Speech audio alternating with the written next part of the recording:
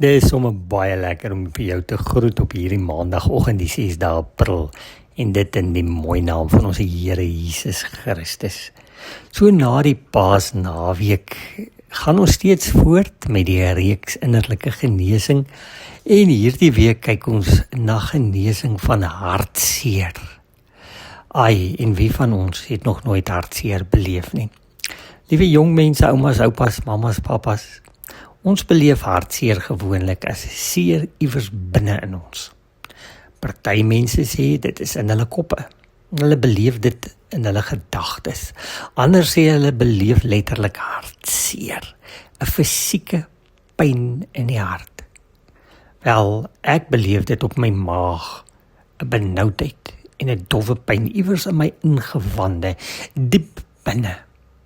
Nou die interessante is, die Griekse woord vir hartseer, wat in die Bybel gebruik word, het dan ook letterlik die betekenis, jou hele ingewande ruk saam of pyn. 'n Mens beleef gewoonlik hartseer oor die een of ander verlies.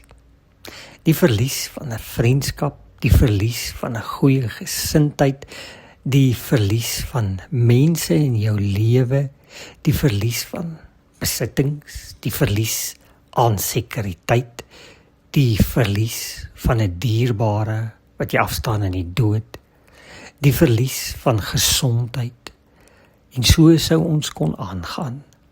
En dit maak ons hartseer. In die Bybel lees ons van nou koning Dawid, wat groot hartseer beleef het oor die godsdiens, sy godsdiens. In Psalm 42 is hy ver van die tempel af waar hy gereeld aanbid het. En die mense spot hom. En dan snik hy dit uit in Psalm 42 vers 4. Dag en nag is ek in trane. Liewe broer en suster, jong mense, om hartseer te wees beteken nie dat jy kleingelowig of ongelowig is nie. Om hartseer te wees beteken jy's maar net gewone mens. Die Here Jesus was ook ten tye hartseer, nie waar nie? En hy het homself gehuil toe hy na Jerusalem kyk en sê, hoe wou ek julle nie by mekaar maak, soos hy en naar kykens nie. Hy was hartseer toe hy sien hoe hartseer die mense was by Lazarus se graf.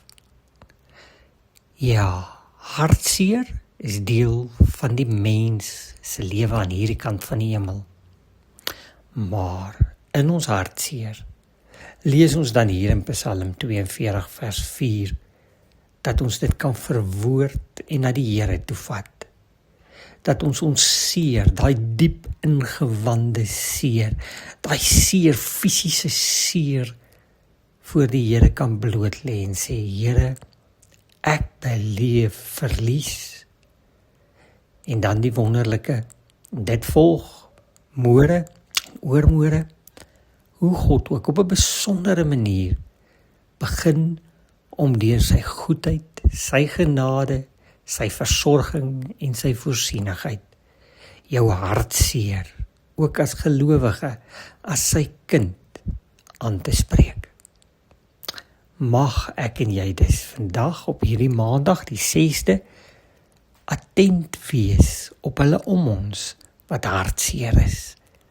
En mag jy dalk, as jy die vrymoedigheid het, vir so 'n persoon sommer net 'n glimlaggie gee. Of dalk 'n druk, of dalk 'n gebed.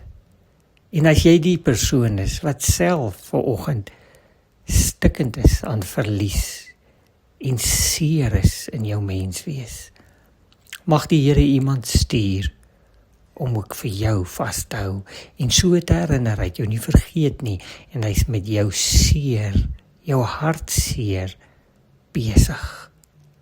Mag dit vir my en vir jou 'n realiteit wees in hierdie dag.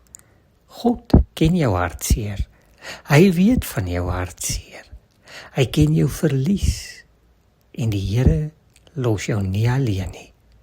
Ons bid dit vir mekaar en môre gaan ons dan verder wanneer ons lees uit Klaagliedere 3 vers 48 waar Jeremia aan die woord is. En dan sien ons hoe die Here ook stelselmatig in sy gees en hart sy seer kom aanspreek. Mag dit vir ons so wees. Kom ons bid saam. Here, as ek stikkend is vanoggend, vra ek, sien my raak, troos my, gee my nuwe perspektief. En as ek dit dan vir myself kan vra, maak my ook sensitief, open my oë om te sien waar daar skouers is wat hang, trane oor wange is wat loop, en mag ek u hande en u voete wees, en ander se hartseer ook gaan aanspreek, sodat hulle sal weet, u sien, en u sal self die troos bring. Dankie Here, dat u my daarmee vertrou.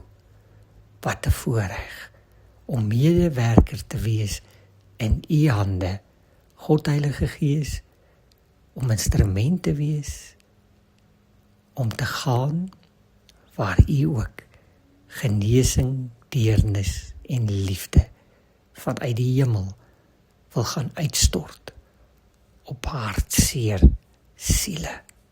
Dankie Here. Ons bid dit in Jesus se naam. Amen.